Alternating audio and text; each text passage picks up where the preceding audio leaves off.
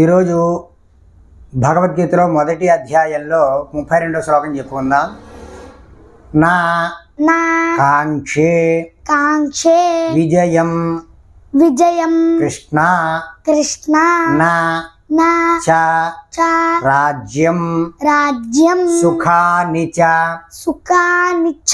కిం నః రాజ్యేన గోవింద కిం భోగై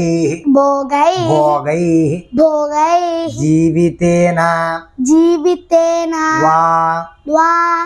ఇప్పుడు కలిపి చెప్పుకుంటే నకాంక్షే విజయం కృష్ణ నచ రాజ్యం సుఖాని చ కిన్నో రాజ్యేన గోవింద కిం భోగైర్ జీవితేన వా భోగైర్జీవితేన వా భోగైర్జీవితేన వా.